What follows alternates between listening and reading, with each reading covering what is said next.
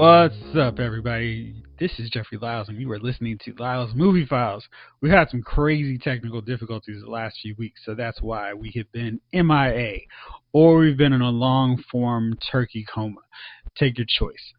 Joining me on tonight's show, where we are going to recap the Arrowverse, is little brother Jayce and J King. What's up, fellas? Doing good. Doing excellent.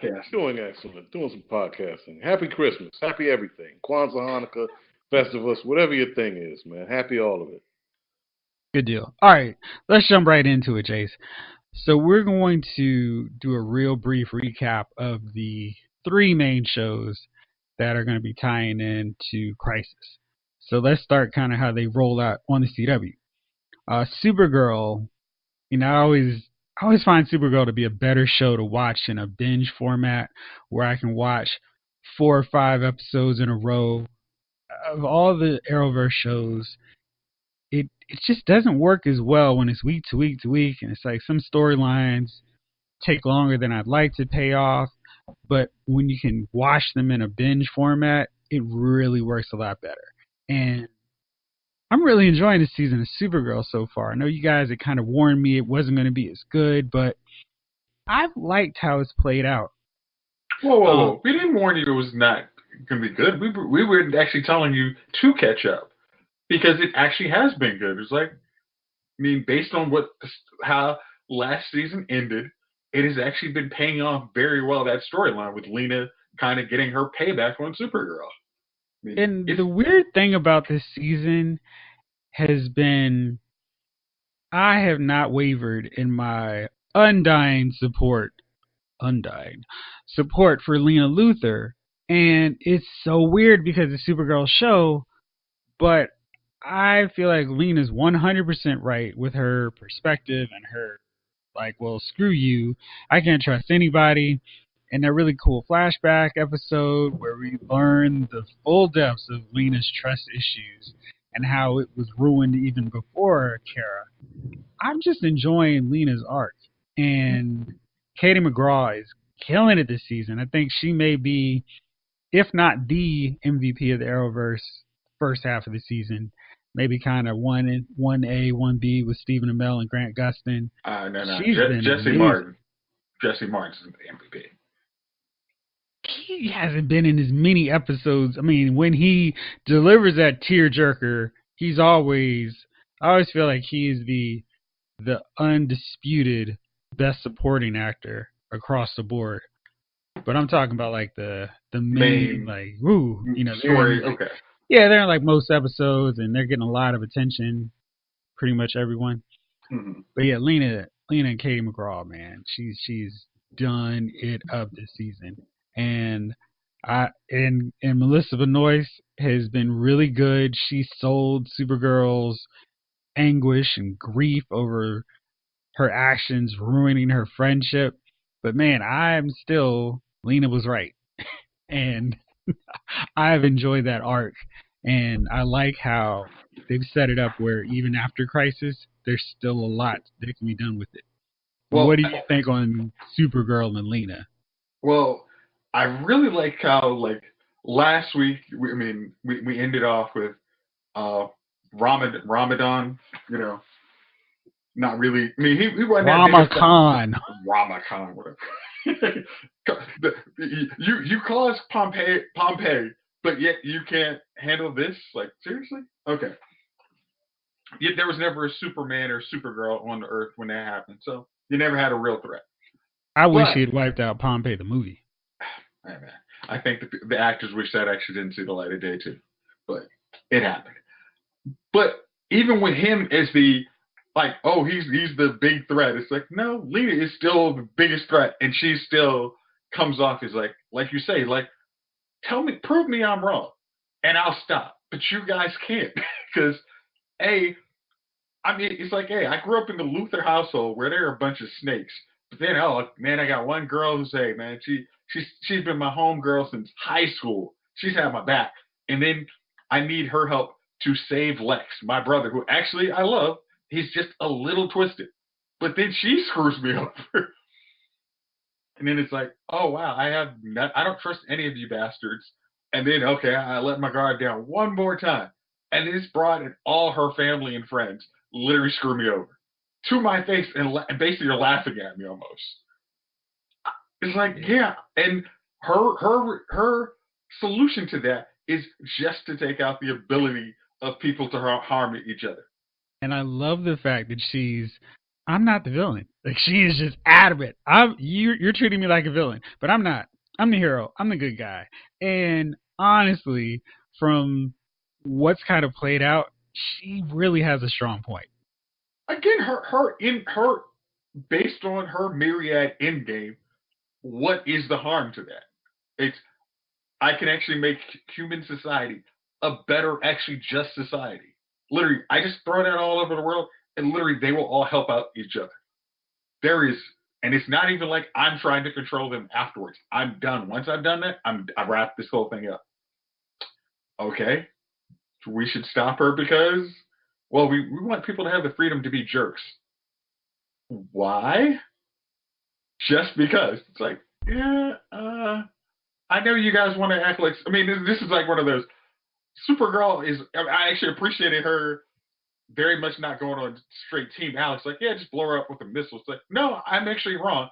Let me try and correct my mistake. It's like, I don't know what she's planning to do with Myriad because she's not telling me. But I also know I need to. Hey, before you do something that everybody else will think you're crazy for, let me try and take you off that ledge. So I appreciated them writing Kara like not like she's a bad guy in this situation either. She just I made a mistake. I would like to correct it as much as possible. But I guess the other thing I really loved is like at the end of the day when she's like threw Miss Tess Marker under the bus. That was perfect. No, he sacrificed herself under the bus. Well, yes, because she's like, she's like, I got this. She's like, or hope. Cool. Yeah, I think they did a great. I mean, it's funny. Like I'm like, I think that the current Miss Tessmacher is pregnant, but they've done a good job. I think so too. I was putting the jacket over her. She's maybe pregnant. Like okay, I've watched Young and the Restless long enough to know that hey, when they put the jacket on all the time, there might be a little something up. So. Absolutely. But another cool thing they've done this season is continue what they started last year with having multiple villains. You mentioned Rama Khan. He was a good 2 or 3 episode bad guy. They did that Midnight. We had the Shadow, and we also had Melissa. What Malekith? So they've thrown in like 3 or 4 villains just for this halfway point of the season, and I love that because that feels more like a superhero who's dealing with multiple threats as opposed to one over the course of 22 episodes. That they can't handle. Versus right. Sit down, hey, let's think about this. Let's come up with a strategy, especially when you got a whole team. And exactly. You actually have Brainiac using his calculations like, no, here's the probability of this action happening versus this happening. What would you like me to do? Right. And in terms of Brainiac, I feel like he's less annoying to me for whatever reason this season.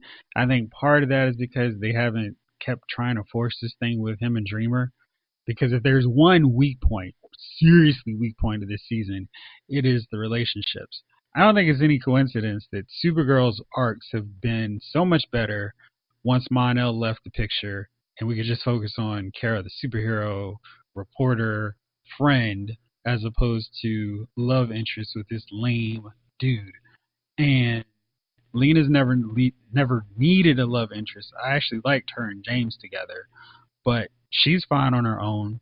I feel like the Alex scenes with Jimmy's sister haven't really added much. I don't like Jimmy's sister as a character because I just feel like she's, I don't know, placeholder character because we don't have James around. Yeah, we need a prominent black person. Yeah, and I'm just kind of like, she didn't really offer much to me in this, and she also wasn't. It's like James never mentioned his sister until last year. Yeah, it's just so convenient. Like, oh yeah, here she is, and oh by the way, she's also a lesbian. Oh hey, Kara's sister is also a lesbian. Let's put them together. I feel like maybe one thing that I would love to see in just shows in general would be to have more LGBT characters not together, but be just platonic friends, like you have with, say, Kara and Lena. So it's not a thing of hey, you're the only lesbian character on the show. We've got to be together, but just like maybe they go out to a bar trying to find some women to pick up. And I just feel like that's a element that we don't get in these shows when they have LGBT characters. So, small aside on that.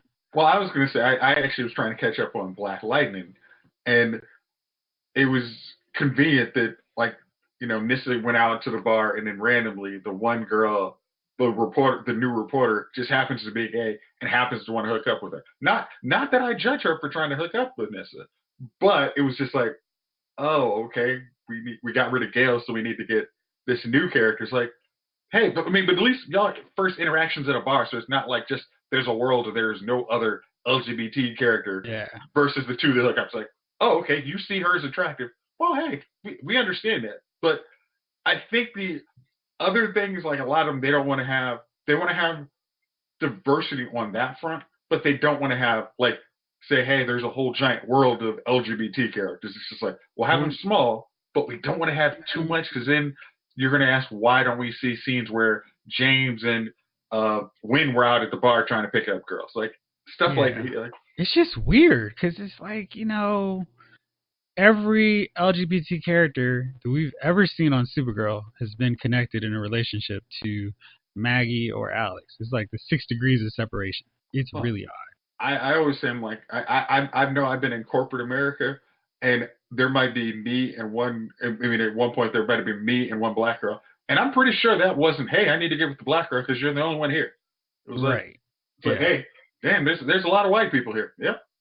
Exactly. It was never like, hey, since we're the only two, you want to hook up? No, I'm good. Exactly. It's just so weird, because I know, but beyond that, I think Supergirl's been really good. It's been a show that, to me, continues to get better.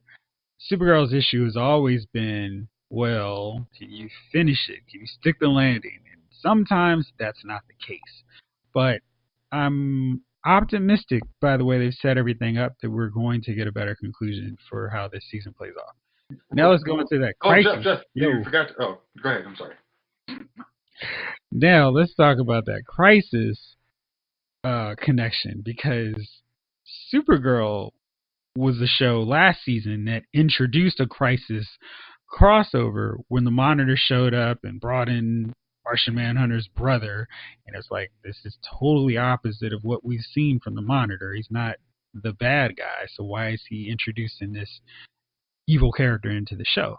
And they actually paid that off in a really good manner with this last episode before Crisis. And Monitor came to John and was like, hey, that was all the tests. I wanted to see how you'd respond. You are a good dude. This is the one thing holding you back, and I needed you stronger to deal with the threat that's coming. It was like, thank you. And it was, we don't need to spend like 40 minutes every episode on that, but it was just a simple closing the loop that they had introduced, and it made so much sense. It was like, thank you, because I didn't like how John was kind of this shady dude, and it was like, we all resolved that, and it was like, perfect. Now he's all set to go into Crisis, hopefully as Martian Manhunter. I don't like him as just black guy doing stuff. I mean, that's cool, but he's Martian Manhunter, and we saw his brother for so much of the season as a Martian. It's like, let's chip in a few more dollars so we can have him as a Martian.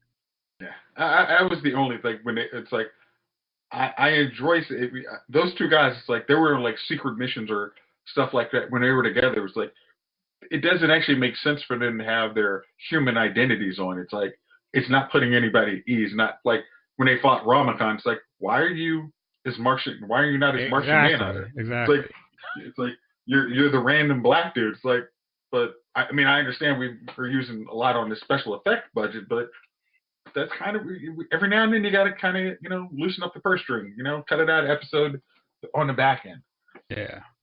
And then we also got to see Lex again, and he's chilling, playing chess, and he's waiting to do something, and we'll see what that is real soon. So I like that we kind of reminded us, hey, he's not dead, and he's going to be a big fixture in Crisis. Well, I think another thing about that is like because he's on. It looks like the Monitor's about to give him the Book of Book of Destiny. Destiny, which I'm like, oh, okay. So again, it would be like as much as I didn't think they were doing enough to tie in one of the main characters of Crisis.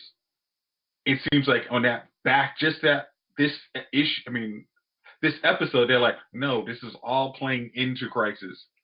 So it's like, oh, this everything is a much larger piece. Like, oh, okay, I got you. Like, good job on paying that off, and still leaving breadcrumbs for the next half of the season once Crisis is over. Yeah. All right. Let's go on to Flash.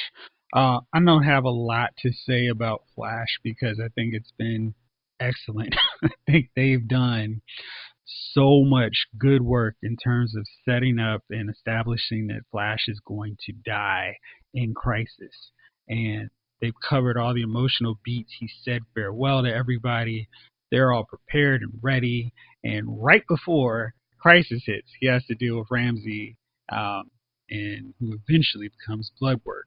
I think they did a really cool job setting him up as a first half villain, establish his motive, let him develop his powers, confront Barry, beat Barry for a moment, lose, and go off to the sunset. And I love that arc. I loved how they paid it off, how they ended it. And I think if he doesn't show up the rest of the season, he'll be one of my favorite villains we've seen so far in the series. What do you think about Bloodwork and this build to Crisis? Honestly, is like those are my two favorite shows like right now because I think they have like Supergirl and Flash. Like Supergirl first, they've had a good story, but Flash is like you're building like this is the end of Barry Allen. It's like it has been very. There's still been a lot of action in the shows, but then there's also that heartfelt like no, he's going away, and all his friends are going to have to deal, or they're all dealing with the grief that comes with that. But then having Bloodwork really just like, hey, I offer you this, this way out from this heroic fate you have, but I can stop people from dying. But he actually decides, no, it's like, no, I'm the hero enough to, keep going, even though knowing my fate is to die. And I think it's like, and I liked how they moved Bloodwork off the table. Like that didn't seem cheap to me. How they took him out. It was Absolutely. like I actually won. I didn't need 10,000 people. I needed you to do what I wanted you to. But it wasn't me. You saying run faster was like, hey, I'm giving you guys the breadcrumbs to beat this guy. Help me beat this guy. But we're also he's gonna get off the table. I mean, his wasn't like how Arrow was when they right before Elseworld. John had to give up being Green Arrow right before it started. It's like that was like, okay, we've wrapped up Bloodwork. He's an artist. He's done. Yeah, and I'm going to really try not to butcher my man's name, but Sindhil Ramamurthy, who played Bloodwork, was excellent. He played Bloodwork so well, and I just totally bought him and everything he was trying to accomplish. So that was one of the smarter, best castings we've seen out of the Flash. Mm-hmm. And really, I don't have anything else to say about Flash. I love that last sequence before Crisis gets going, where it hits midnight and the Crisis is very prompt. At midnight, skies turn red, lightning starts up, and everything looks like it's going crazy. Yeah. I love that. Well, I actually it's like because it's funny. Like if you watch all the other CW shows, I watched Supergirl and Batwoman. And you're about to step over my part because I was just about to say the Flash was the only episode with these Crisis lead-ins that made any sense with Nash Wells at the Monitor's chamber saying, I've been trying to kill you, let me in. He goes in and vanishes. The rest of them, and like, why would you care if you were watching Arrow and Supergirl? I mean, I'd assume you'd watch all the rest of these shows, but it's just like the Elseworlds tie-in that they did right before the Elseworlds crossover started. It was like, oh shoot, what's happening here? And this one was just so confined to what was going on in Flash that it didn't have this unifying element to the other ones. Okay, no, I'm gonna disagree with you because at least with Supergirl, the Monitor has been a figure. It's like it's like him, Nash even just talking about him. It's like, hey, I mean, of course you've watched everything, but you know who the Monitor is in that show. Like Batwoman, have no clue because it's just not, it's too big for Batwoman right now, where she's dealing with her sister Alice all the time.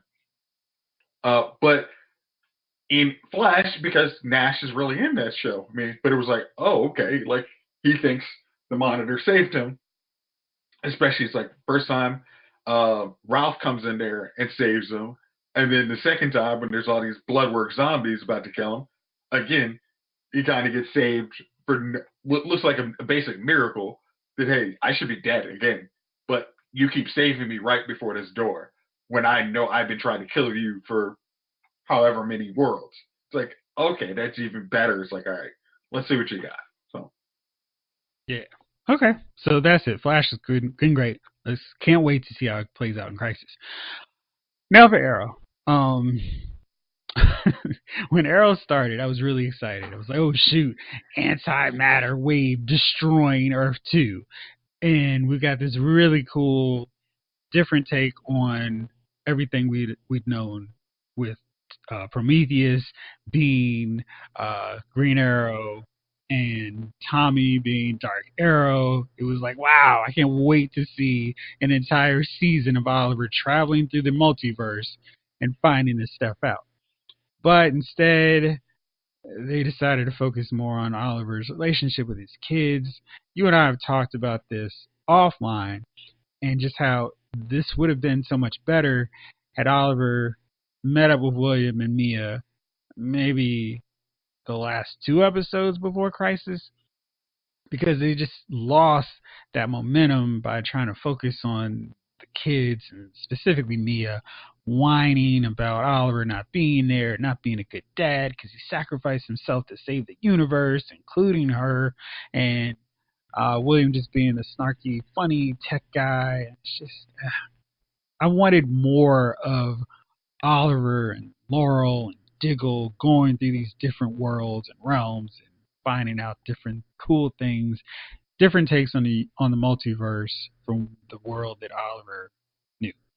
And this last episode before Crisis, I don't know. I mean, I read a lot of people enjoyed it. I didn't like it that much because again, I felt like it was too much about Mia and William and less about Oliver winding down and saying his farewells to Team Arrow. Like, he barely got a second to say goodbye to Roy, who lost his arm, and was somehow cool with it because, hey, I'm back with the gang.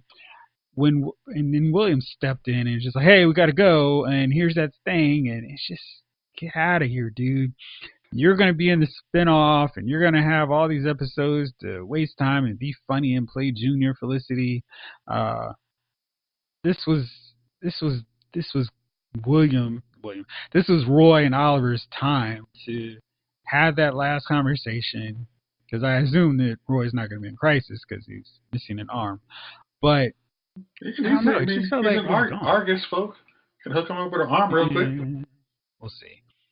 But I don't know. What did you think? Because I wasn't feeling Wintergreen and Edward Fires being the bad guys. It's like, where's Damien Dark? Where's Brother Blood? Damien Dark? Dude, I would have, because Damien Dark actually had a purpose in the season of Arrow. It wasn't just he's a random bad guy. I mean, he was the big bad for season 4. Brother Blood, we could have pulled him out if we couldn't get Slade to come back. I just felt like for so many of these flashbacks or trips through memory lane, we kept teasing, hey, remember Slade? He was really awesome. But then they couldn't pay it off without these watered down versions. And at least Brother Blood was doing something that was problematic for Oliver beyond just, hey, on no Slade. Which one was Brother Blood? Because I actually... Season 2, Brother Blood. He was a guy working with Slade, or kind of, he was unleashing the troops and his army to invade, and then Slade kind of suckered him out. It was so much better than what we had. Well, okay, we redeemed the Arrowverse original Slade Wilson. We always kind of, I mean, I don't know about you, but I was kind of annoyed with that because it's like he was cool. He was cool to die. I mean, it was like that Slade Wilson was taken off the board. His sons come, take up the Deathstroke mantle from there. But we decided to go in a different direction. I liked it a little bit because it was like, hey, the first season in Lian Yu was against those two guys. So that's why I liked it a little more, because it was like, all right, Fires was, trying to take out, who was it she was trying to take out? Lila, I think, from the airport in China. So them trying to kind of go back to the callback there was like, oh, okay. Then they brought Yao Fei back, which I was also like, okay, if we're going to do, Ghost of Lian Yu, it was like perfect to have him back to me. And it also felt weird to just kind of randomly bring them in, because when we'd seen these characters come back or show up again, it was the Monitor doing it. And I don't see, there was no, hey guys, this is a final test, just wanted to make sure you guys are cool. Well, if that's the case, we've never really explained how the kids from 2049 are here. So they were alive. It wasn't like they had to get brought back from the dead to show up. That's just the side effect of the crisis. Hey, everything's gone haywire. Reality is shifting. Side effect of the crisis, everywhere. These guys got brought back. It's especially if you don't like one thing, I would definitely not like that, because it's like, I really don't think they were perfectly explained. Like, why the hell did the Monitor bring these dudes back? Bring the kids from 2049. It doesn't. Just to put them in there, because it's not even like the Monitors come in there and said, hey, I brought your kids because of X, Y, Z. It's like, I just need some extra bodies to die in crisis. Like, he didn't say that. It's like, these guys haven't proved themselves to be heroes enough to merit the Monitor calling up the JV Arrow Squad to the varsity league. Like, they haven't done that yet, because they just started being heroes. So I kind of gave them, like, it's like, okay, I'm more cool with the throwback to season 1. Okay. Well, I agree with you. Like, I kind of would have liked Roy to kind of like have his like Diggle and him had a better moment. Like, they had a great moment. That was easily the best moment of the episode. Now, what I guess I'm annoyed with is, why the hell didn't you bring Thea back for this episode? Like, if we're bringing people, it doesn't make. We got a helicopter full of folk. Like, why not bring Thea and Nissa back on a helicopter? They were just transporting something. it wasn't this thing of, hey, there's going to be guys here to fight. Again, then why do we need all 3 of them?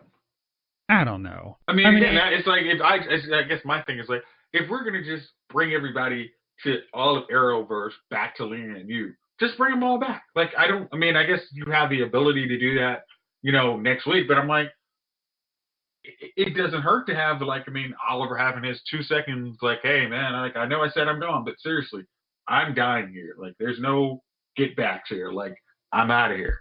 I think we're going to see Thea. So, we'll see how all that plays out. But I really wanted, I don't think we're going to have Roy getting his moment. I feel like somebody's going to pull him away, a la Peter and Tony in Endgame. So that was his time to get that moment, because I feel like Diggle's going to be there, but nobody else. Diggle's. You maybe upgrade Diggle in crisis, but like Roy, like, kind of has. I guess that would be like, especially because Arrow's continuing after crisis for an episode. It's like, I think it's like 2 more episodes. Yeah, like, let him have like a good moment where Roy, I don't know. You can come. I can come up with a couple scenarios where Roy has a good moment in crisis with Oliver, and not being like, "Hey, man, if this is your end, man, I got you. Whatever you need. I'll look out for your kids. I'll be the Arrow if you need me to. I got you." Like, especially because Diggle's got this other thing he's gonna do. Flying over the galaxy. His Green Lantern. So I got for that. You're gonna be disappointed. Man, well, actually, I don't think I am. All right, we'll see.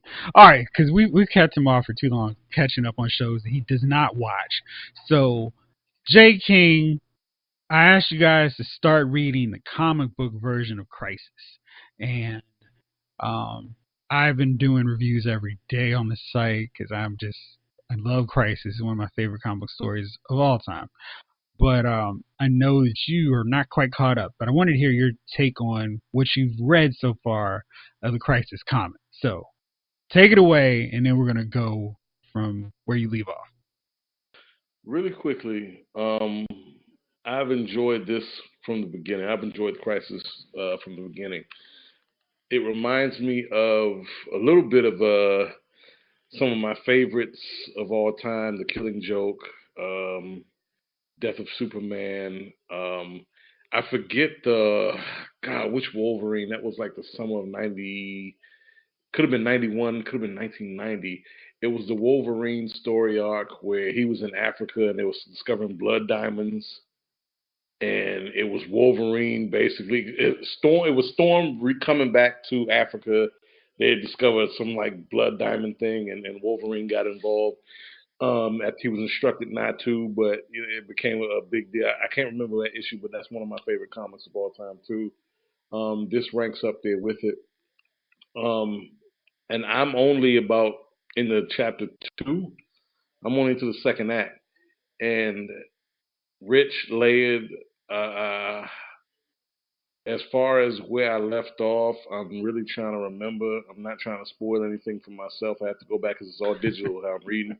I got an ultimate spoiler earlier thanks to my guys, but it's all good. I don't care about spoilers. I'm still gonna enjoy it, and it's still gonna catch me when I get to the point of something major, of the something major that happens. I don't want to spoil anything for anybody who hasn't read, but please definitely read. You'll enjoy it.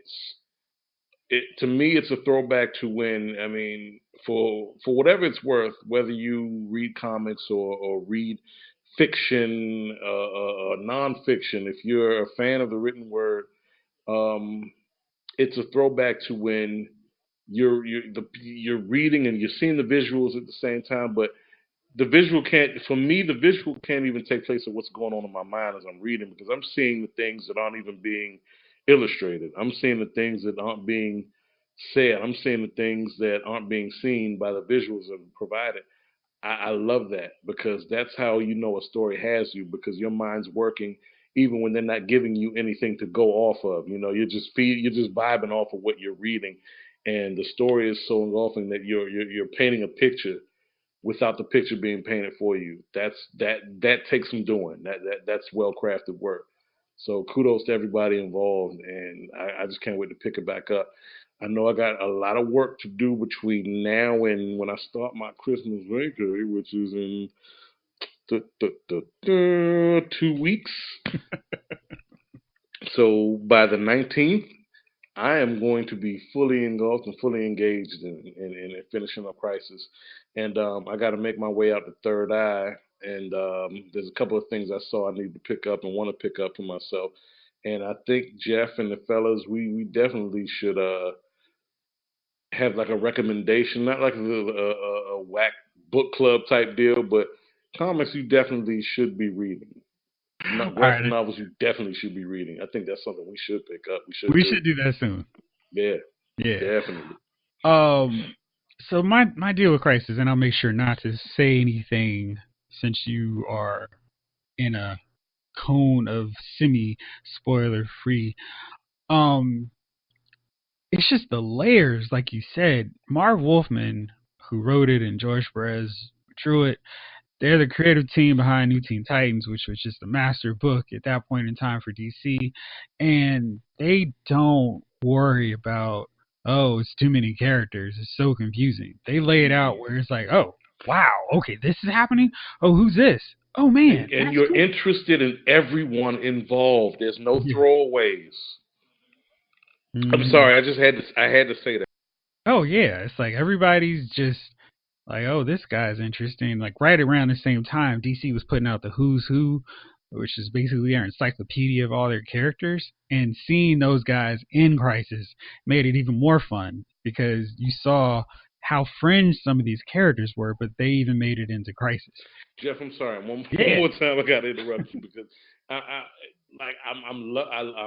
love this book so far. I love this series so far, and it's just stirring all these kind of questions within me. Why haven't these men been involved in crafting the next DC film or creating the next DC film universe, because it seems like it's only natural. It only makes sense. But you know what's interesting is that Marv Wolfman is a story consultant for the CW version of Crisis, which I just read. So I'm very excited about that. Because I think Crisis is the kind of thing over the course of more or less 5 hours, you can tell that story and do it justice if you follow the key points and do like some really light covering of some of the smaller elements to it just to get the scope of it. But him working on it is a good sign, and probably a better sign than the movie thing, because we're definitely going to talk about some movie stuff in our next segment, because I can't believe some of the things that I'm reading about what DC's planning with their movie universe. But Crisis is the kind of story that if you haven't read it, you're still kind of immediately drawn to what's happening. It's kind of like, oh, wow. It's the ultimate good versus evil story in DC, because they established a bad guy who is a horrible, horrible bad guy in the best sense of the word. There's no redeeming it, dude. There's none, and he is just relentless. He's always trying to get his goal accomplished. He can take an L and he's just like, whatever, I'm gonna come back with another plan, and that doesn't work. Oh, I got another plan. I mean, the dude has plan Z squared because he is on it. This dude's been around for like millions of years. He's like, no, I know, I've been playing this. Like, yeah, I got like, I'm using one person. I got like 5 backups ready. Like, I'm not worried. It's like, yeah, okay, this little minor nuisance has stopped me. I'm okay. Yeah, and I think Crisis has the best presentations of heroic sacrifice and standing up against the odds that I've read in a comic. Because you like feel when certain characters get taken out, where it's like, man, jeez, that's rough. And Crisis starts off with so much death and destruction for you ultimately to start caring about these characters when they get taken off the board. It really means a lot. And that is the one thing that I'm most curious to see how they can accomplish that with this Arrowverse version. Well, So what do you think long form of what you read so far, Jayce? Well, just going by the, like we were talking about, like the first issue when you're seeing the crime syndicate die, and like it's like, whoa, wait a minute, like this isn't going to be a typical story where death is not a part of this. Death is one of the major components of this story, and just going by, and then each episode you're going to care about. Every episode you read, you're going to read about somebody you had no knowledge of unless you were born in the 1930s and somehow went to sleep in hibernation and then magically picked up this book in 1986 or 88. You're gonna know a lot of heroes. You're like, oh, okay, the freedom fighters. Oh, from Earth X. Oh, okay. Oh, there's a lot of heroes on this thing. Oh, okay. Wow, I really do feel what happens to them. And then if they lose a person, you're like, damn, man, I started to care about that guy. So each episode that does that, I mean, each issue, it just, and then unfortunately, Jovon, it's gonna ramp up. It's like you're gonna like, it's like you lose one, but then you lose a world, and then you lose a world of somebody you care about, and then you lose major characters that I mean, especially if you came in the 80s.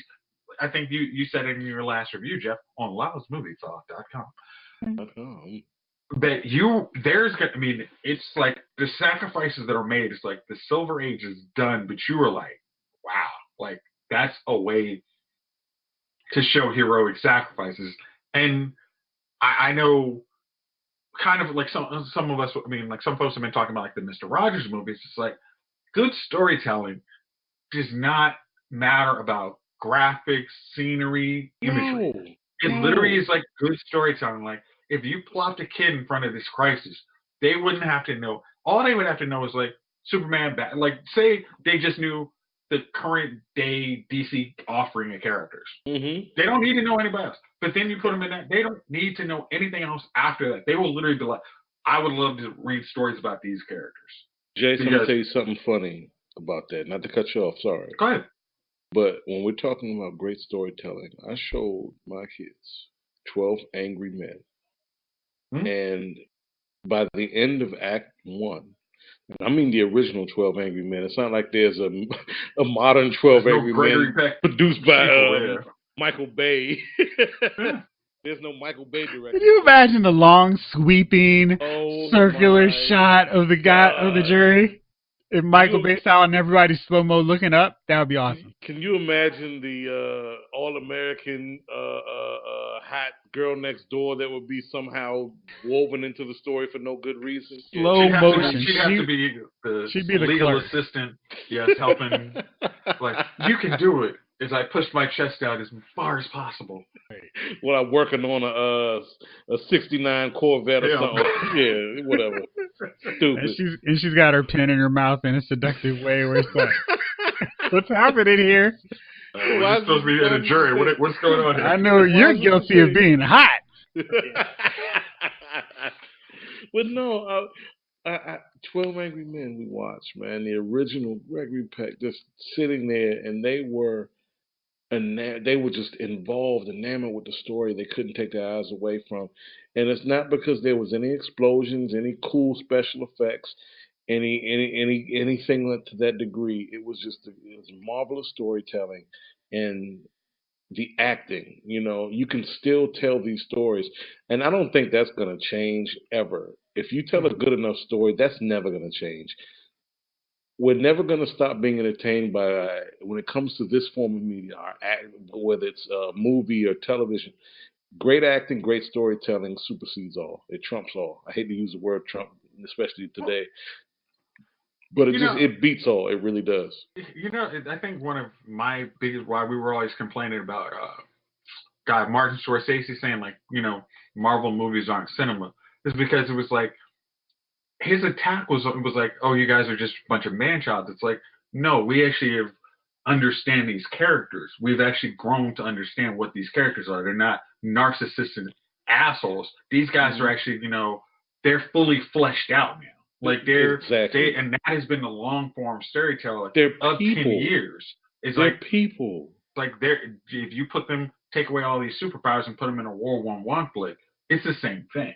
Dude, you look at how complex and layered Captain America is, or Tony Stark's character arc from 2008? Mm-hmm. From 2008 to 2000, I'm not even going to say Endgame, from 2008 to 2016, and you've seen the evolution of a man. Unlike, let's say, a character like, I don't know, Nicky from Casino, where when he got beaten to death by his former cohort, what's my man, Frank Vincent in the cornfield, him and his brother. Mm-hmm. Yeah, you didn't even bat an eyelash because you knew it was coming. This guy's a jerk off, and he deserved it. It was long awaited.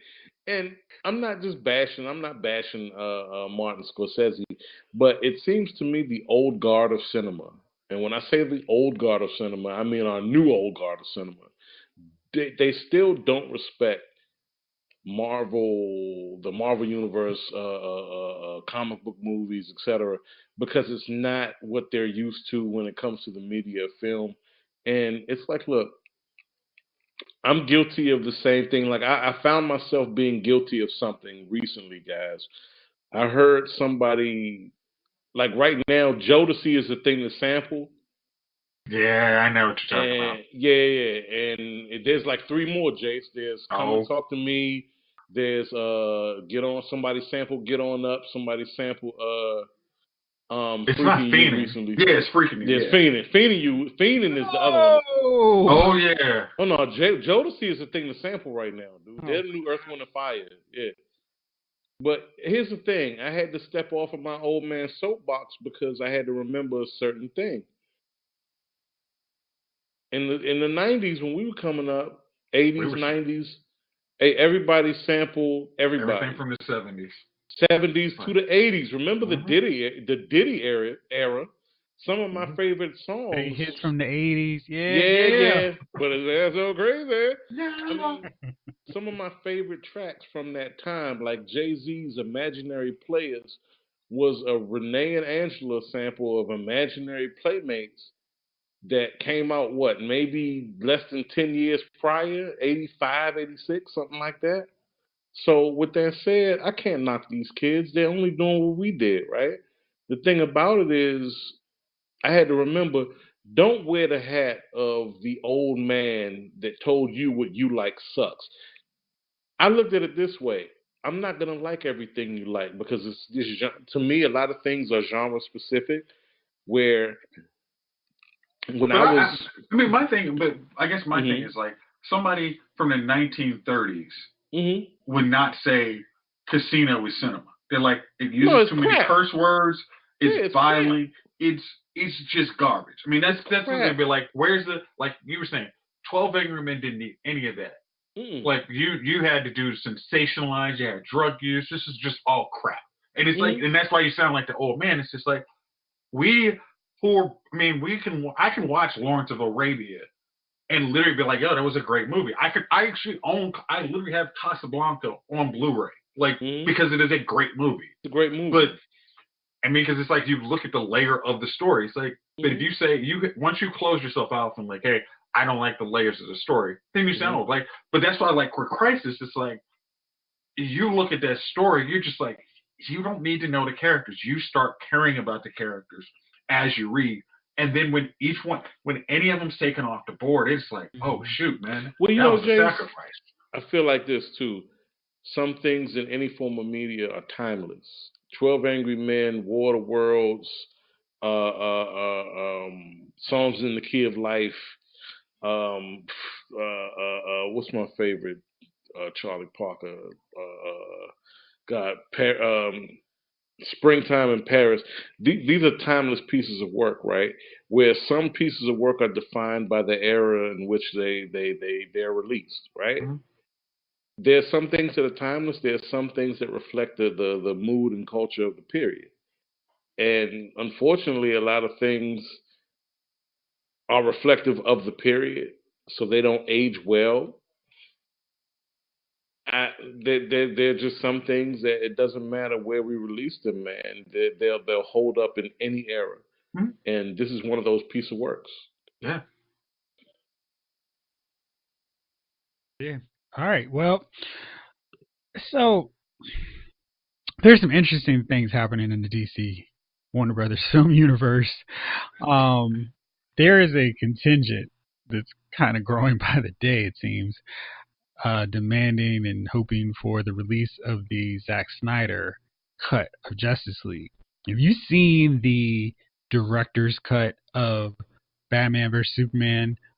You kind of feel like, yeah, let's get that out ASAP because it's such a different movie. You get it. Yeah, like, I understand completely.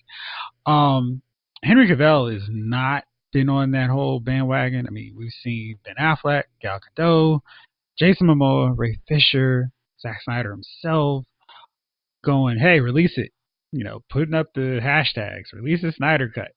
And Warner Brothers is basically like, nope, we're not doing it. We don't care. We're not releasing it. We don't want y'all to think that, hey, you guys should have put this version out because it looks stupid for our version that we put in theaters for Batman vs Superman. They're not going to do that. The new cut is like, it's like an extra half hour at least.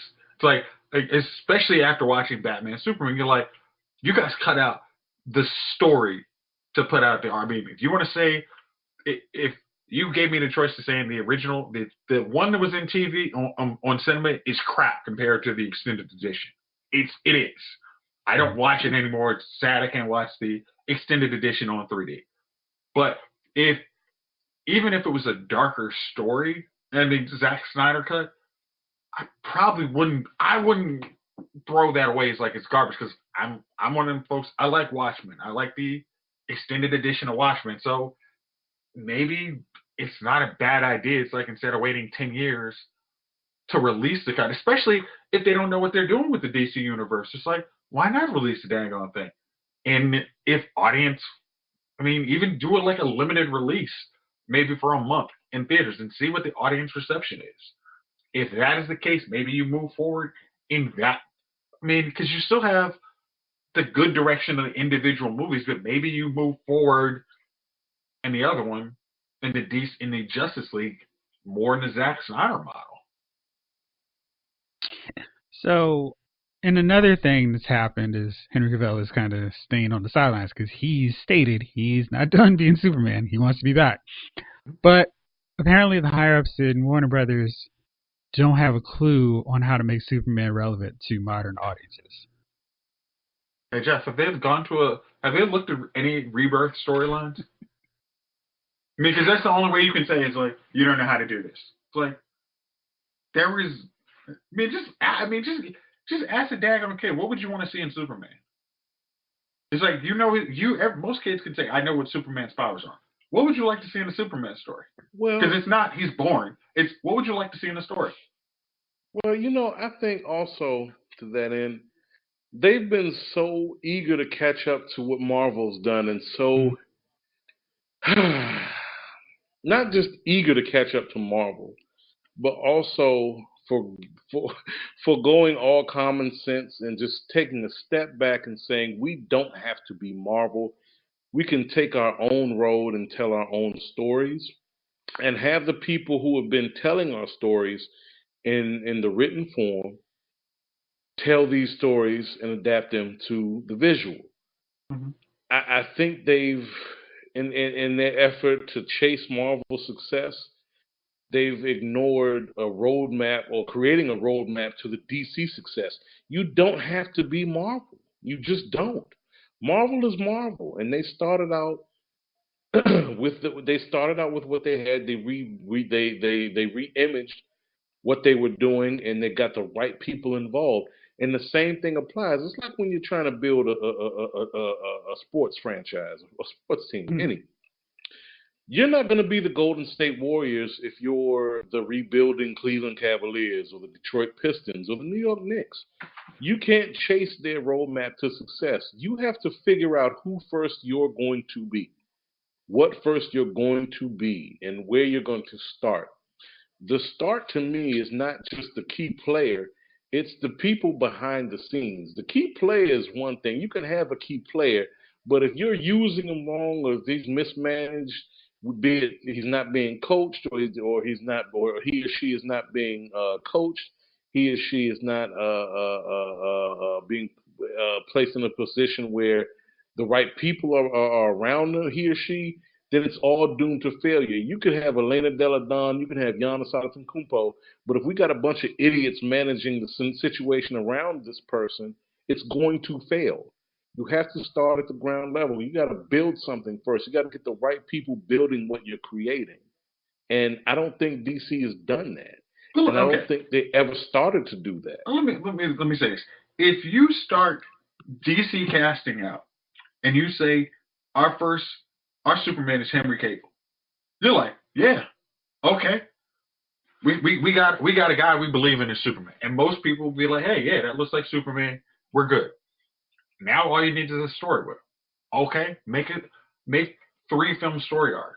Mm-hmm. Like, I mean, you want him. You probably have him at least for 3 movies. Don't make a movie where he dies because it's like, yes, the death of Superman was a great story to tell in comic books, but you can't tell that story until you have gotten people's behind him. Other than, yeah, he looks the part, but what is the story behind him?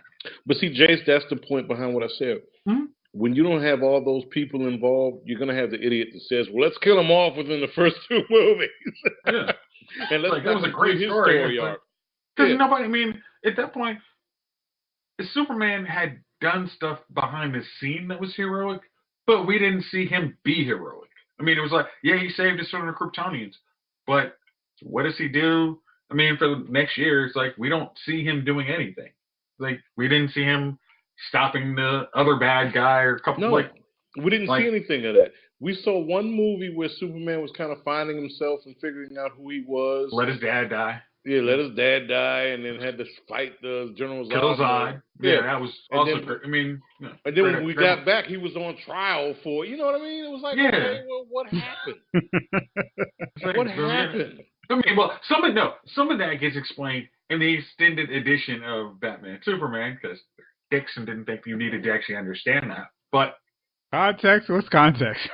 oh, dude, we just want action. We just want to see Doomsday blowing up stuff. Not necessary. We need to have the last act of this movie be Doomsday that we introduced in the last act of this movie, just destroying the world. Lex Luthor literally could have, what he did in the actual edition of the movie, you could have literally ended the movie with him just going to jail for what he did there, and that would have been it.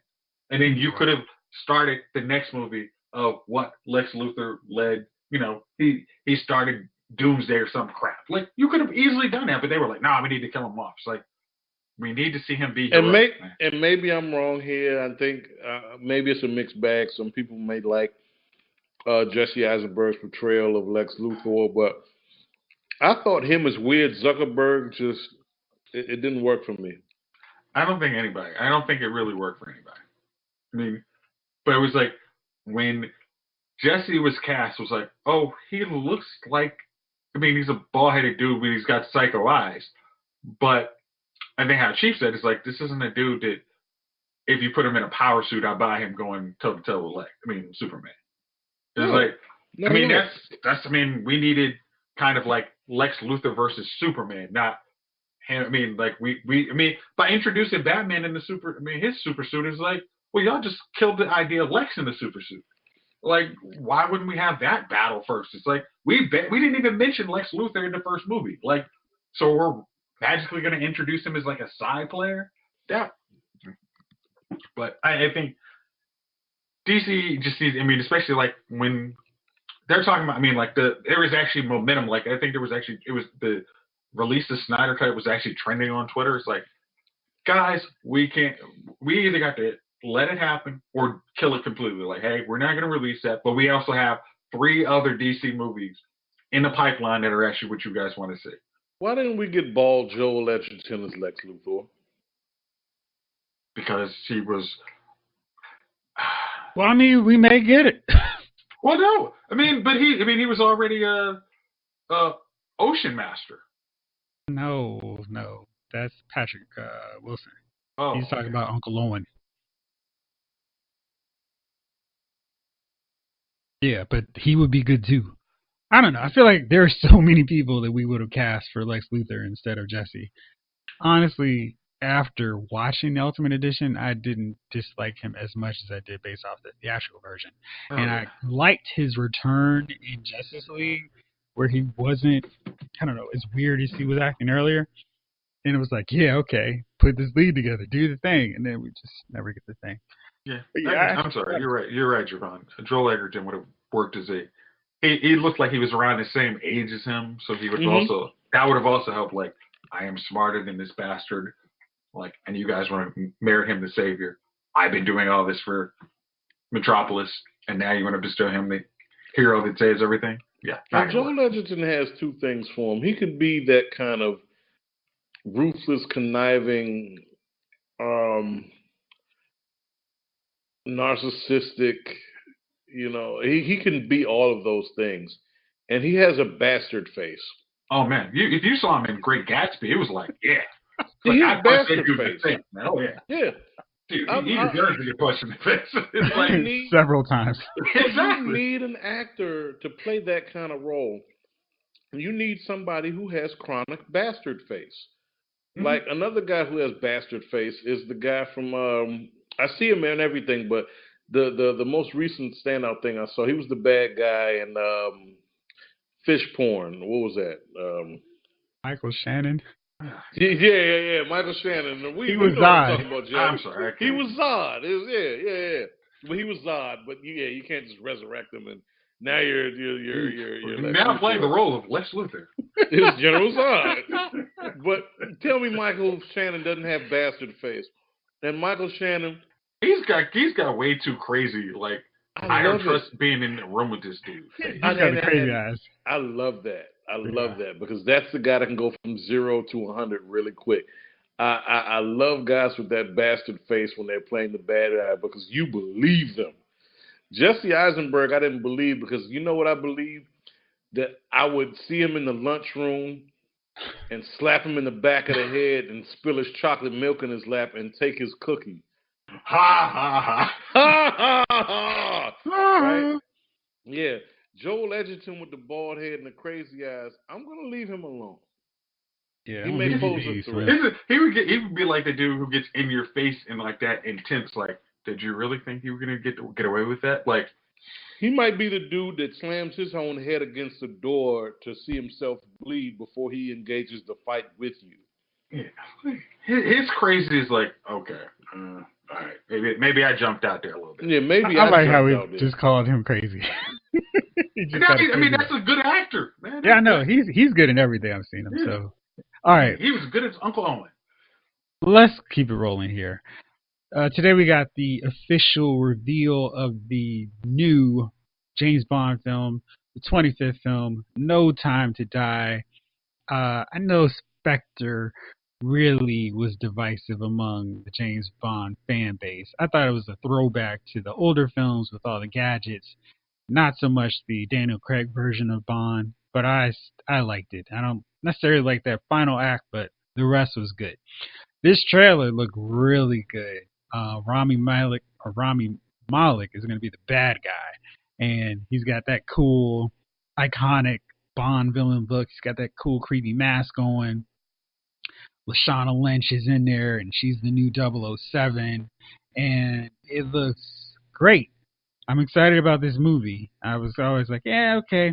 I was reading on Twitter earlier, and it was posted that since the last Bond film, we've had all of the Disney Star Wars universe films come out, which seems wrong, but I guess actually is the case.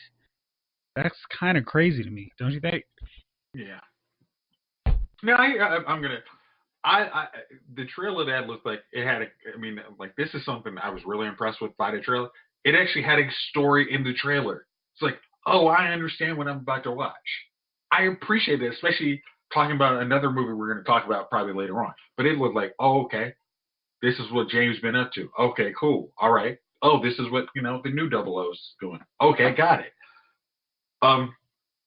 But I guess the one thing is Daniel Craig's a lot older than his love interest, and it was like this was like after watching him, like this is where Monica, what is her name? The one who was actually Inspector. The one from Matrix. Yeah, I know who you're talking about. Monica Bellucci. Yeah, it's like she looks like a very appropriate, age-appropriate love interest for him. Like, yeah, I believe that is your love interest. The girl who's playing his is like, bruh. Everyone's gonna ask, like, is that your daddy? It's like, what's your father doing here, man? I'm trying to holla. Come on. Holla. Yeah. Well, hopefully, maybe it seems like they're gonna break him up because it's a huge discrepancy. Yeah. It's like that Denise Richards, Pierce Brosnan thing. I'm sorry. That still makes you laugh. Hey, again, Denise Richardson was a nuclear physicist.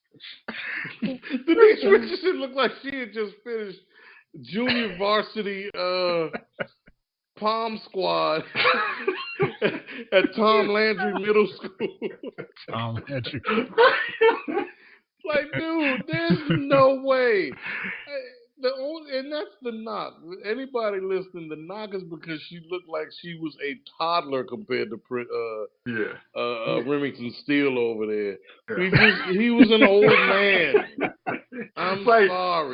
It was just like, unless she says she admitted, it's like, I got a dad complex. Like, yeah, no, he could be as heroic as you want. She's like, thanks, dude. You know what's hilarious, though? That is not the most incredible thing about her casting. The fact that she was playing a nuclear physicist. That in itself. That was, as I always say, man, you switch that casting around, it would actually work a whole lot better. Because it's like, oh yeah, her is the female temptress. Yeah, I buy that.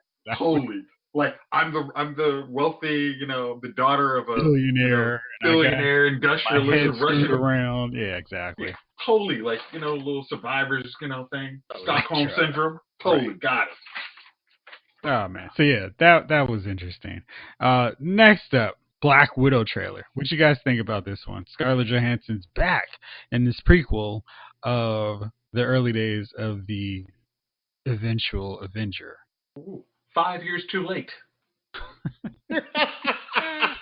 I looked at that trailer, I'm like, why couldn't y'all have done this before Wonder Woman? Like, there's no excuse. Like, I mean, we're gonna have William Hurt in this thing, and y'all didn't think y'all needed y'all didn't think y'all had the balls to put this out. There's nothing reason. I mean, after she's dead, like, come on. Siobhan, what's your take, man? More the same. This would have been a jam like in 2015, but we're like 4 years past it, and I'll be honest with you, the way Black Widow was sacrificed in Endgame doesn't make me want to clamor to see what her backstory is. I don't care anymore. I never, I never thought. Like, well, we know how this ends. You're going to be at the bottom of the crater. Like looking up, like, hey, I'm going to be fodder for the Soul Stone. Thanks, guys. Like, yeah, like I don't know. I had a vision of me falling. Like, and also, why? It's funny, like how her sister in it has a Russian accent, and she's got a perfect. Like, are you going to switch back to like her entire family has a Russian accent? Yeah, her entire family has a Russian accent, and she sounds like she's from I don't know, maybe Iowa somewhere. Yeah, don't care. Don't care. Right now, there's again, nothing am I going to do. go see it? Yes, but it's like, come on, guys. Yeah, people are going to go see this movie, but I can almost guarantee you that somebody's going to say, I could have went to Top Golf for this 2 hours, or I could have, gone and got a massage, gone to Massage Envy. I could have did anything else. I mean, Marvel. The thing is, Marvel hasn't made a bad movie, but it's just like, guys, it's like for everybody who would want to see a Black Widow movie before she died, because that would make you feel even more like, oh man, I now know her story, man. What's her sister gonna be like, man? Now that she's gone, oh man, is Taskmaster gonna kill her? Oh man, is the red dude gonna come back and try and ride for her? I mean, no, we don't know that because they're all dead. It's like the timing is just a little bit too late. If this was before Infinity War, where it's like she's hanging out on the lamb with Cap and Falcon, and then she starts flashing back to her life before. Yeah, because she says like, I didn't have a family before you guys. Yeah. But then you see this like family in Russia, where she obviously hasn't been for 20 years because she has no discernible accent. I mean, like, yeah, that would make a whole lot of sense. Now there's other Black Widows, and yeah, we're gonna replace her. Okay, fine. All right, so that's everything for this one. But now it's that magical time of the week. Fellas, who are your nominees for Dummies of the Week? Ooh.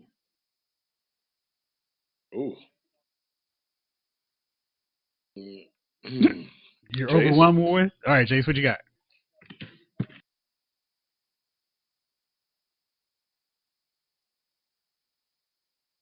Jayce, you just go mute? What's up? I didn't go mute. I'm sorry. Okay. I had to blow my nose. Gotcha. Move over. I gotta blow my nose. What did you ask, Jeffrey? Dummy of the week. I had to blow my nose. By the way, listeners, customized J King T-shirt for anybody who can cite that reference that Jason just named after he blew his nose. Bam! Customized shirts. Okay, Jayce, what you got? Okay, I think I'm gonna go with my. I'm gonna go with my dummy of the week is the ad company. I'm sorry, the Soul Cycle company Peloton.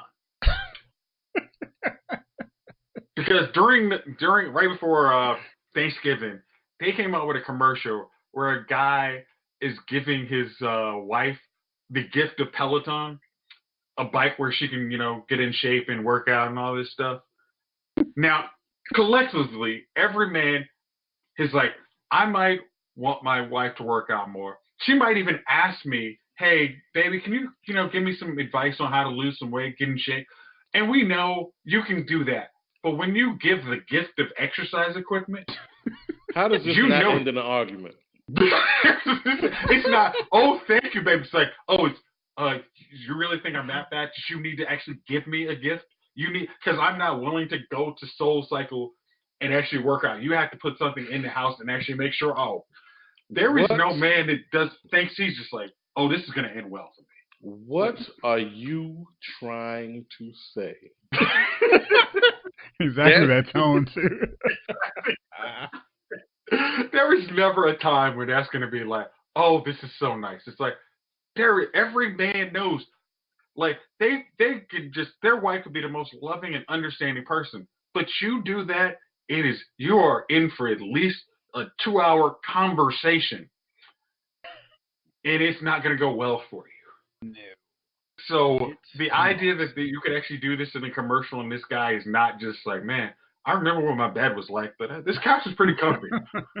Like, nah, man, I'm just not going to ever be that one who jumps out like that. And for them to try and release that right before Christmas, yeah, I'm going to say that's a dummy of the week. That is a fine choice. My nominee is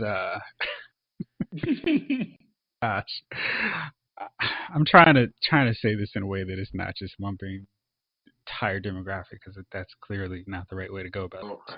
I think I know where we're going here. Okay.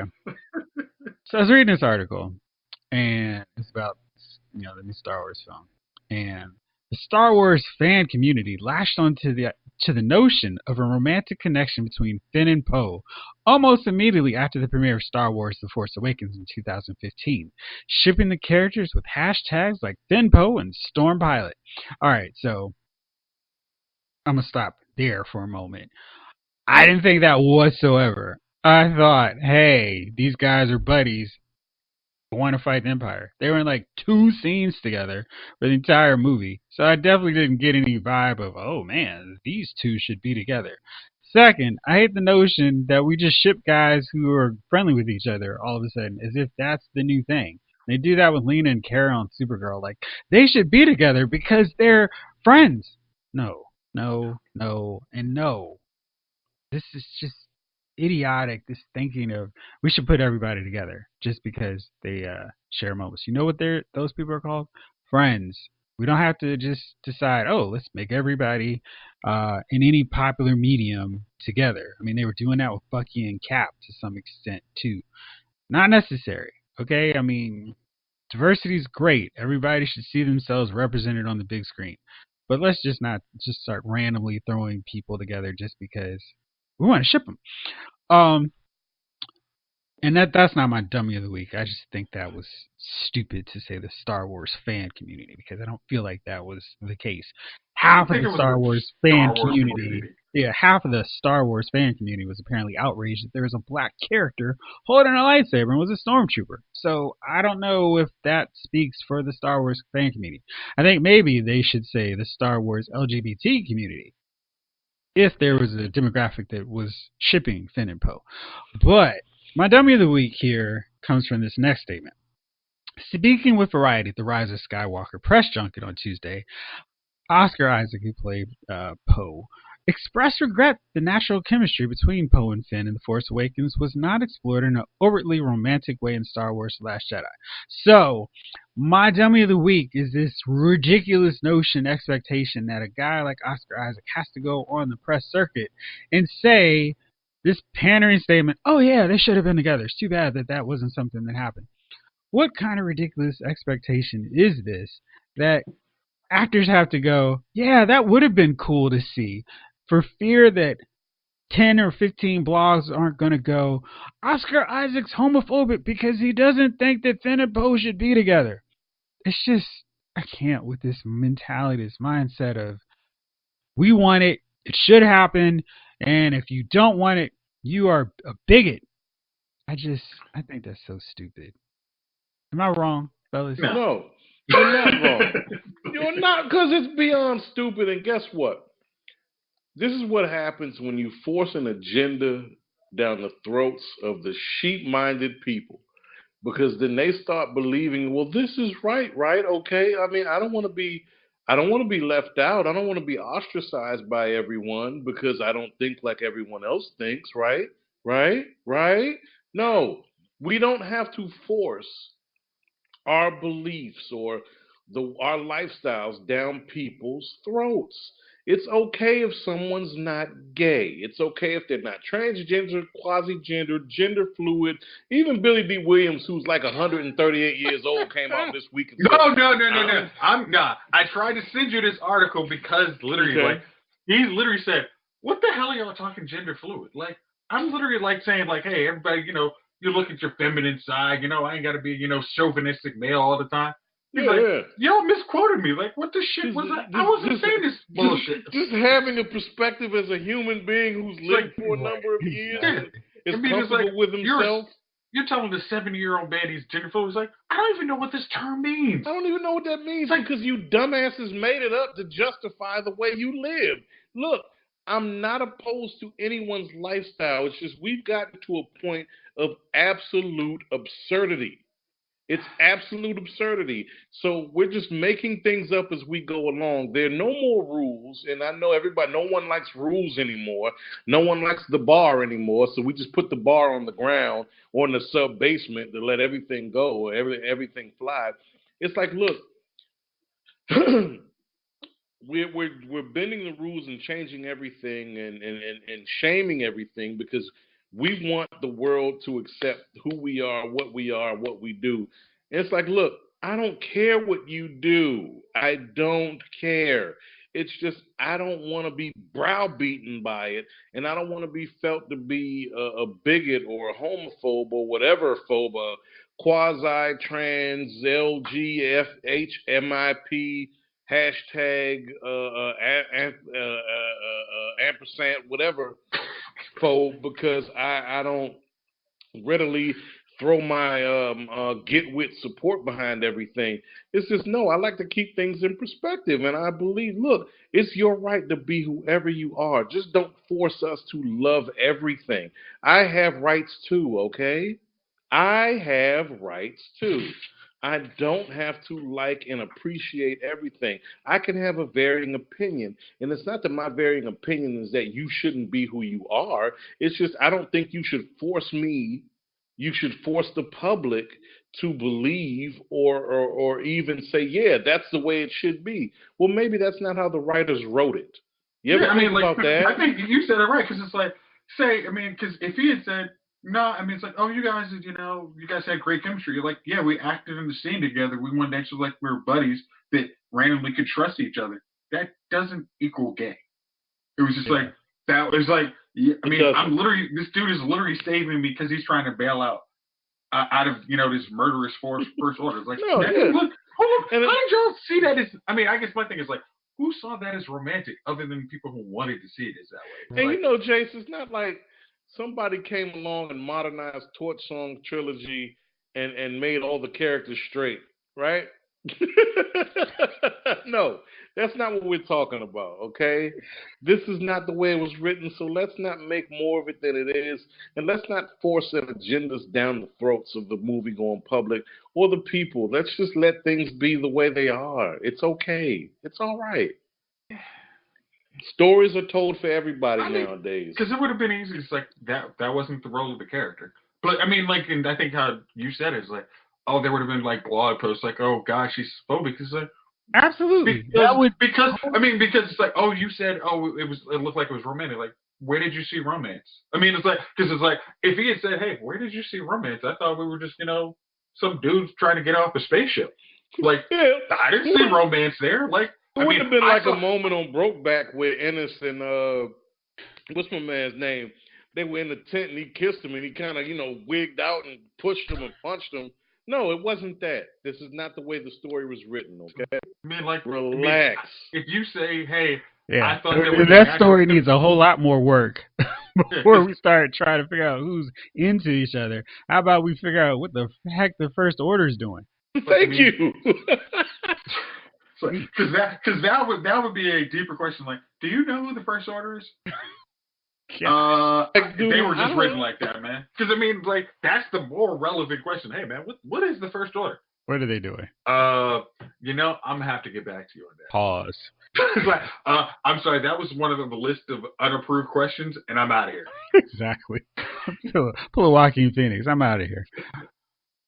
Anyway, so that was my take. I can't. Yeah. I don't like this whole thing of people having to protect themselves from getting smeared with a label that's not appropriate because Well, they don't go along with what you like. well, here's the problem. I mean, as much as we do this podcast and we have our opinions, we have an audience that listens to us, and it just seems Right like until this episode. yeah, we've already lost our female audience like 10 episodes ago.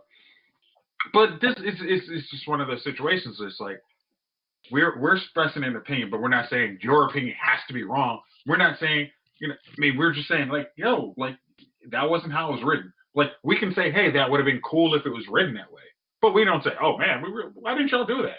It's like Yeah, but, and I miss when people were adults.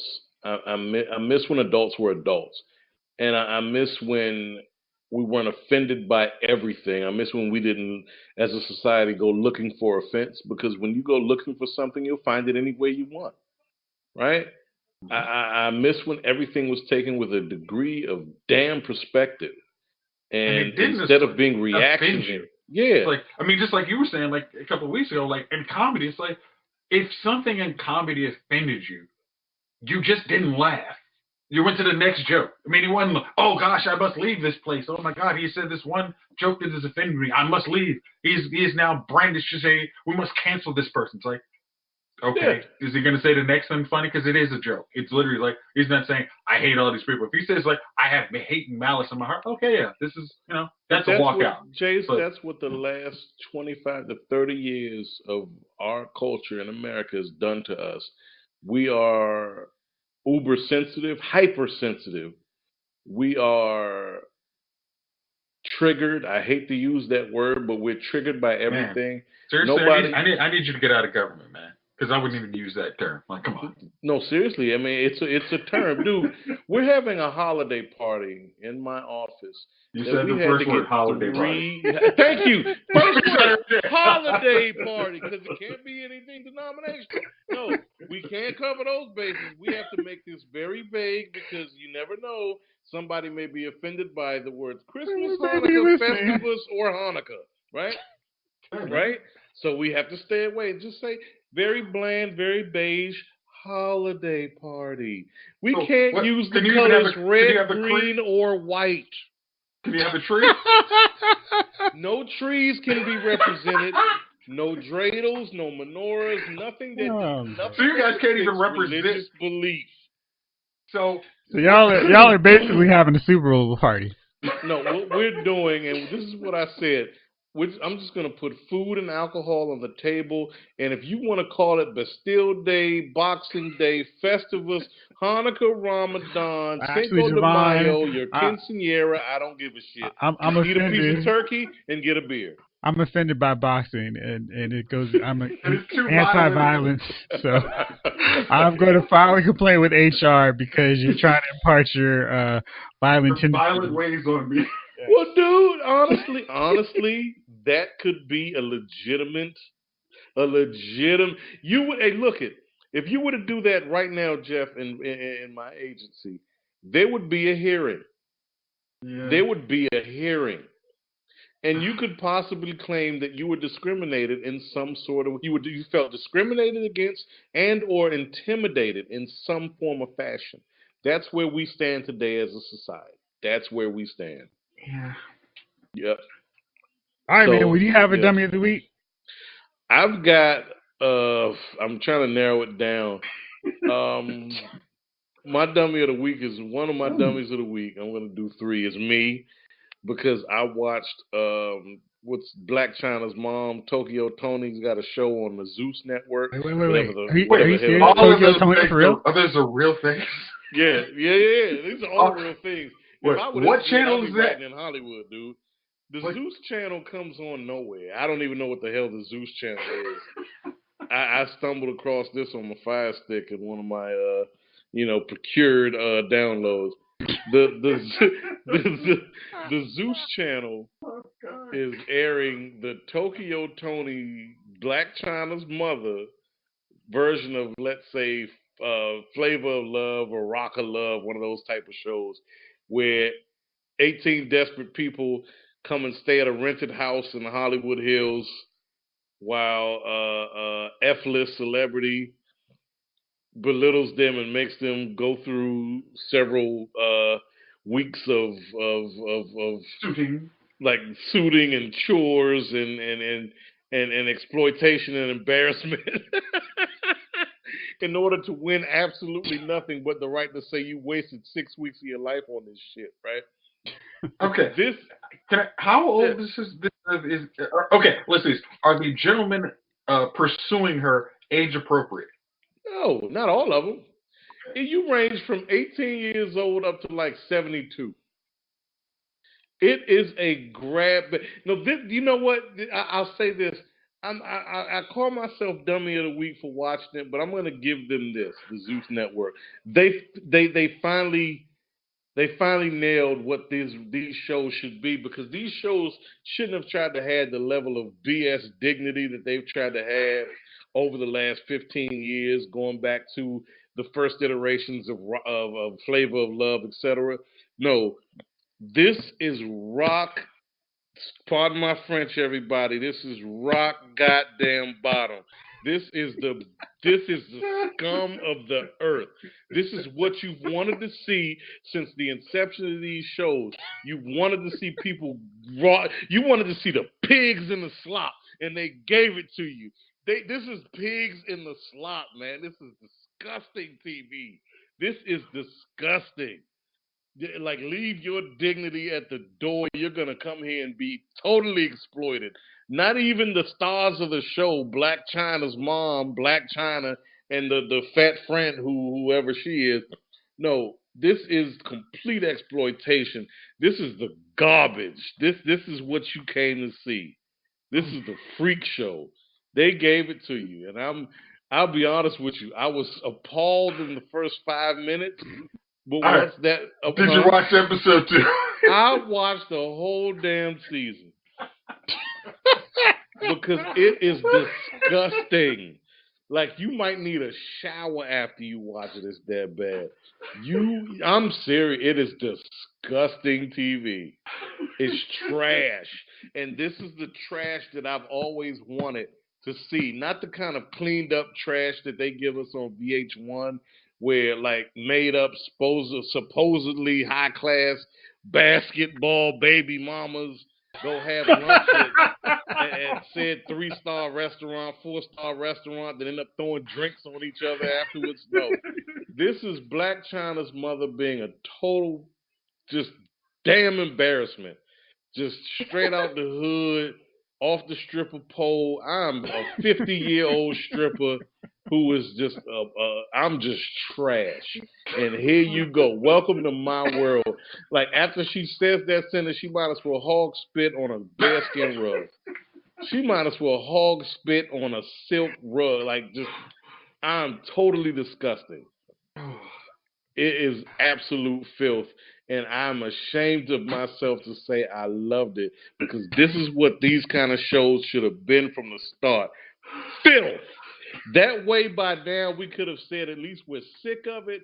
There could have been somebody to say, you know what, this ain't going to fly no more, but here we are in 2020, and, you know, to me, this is the next bar, because we haven't gotten that low yet on network or cable TV. But I'm going to tell you something. Black China's mom is going to make sure we get there. We're hitting rock bottom, folks. Hey, this is it.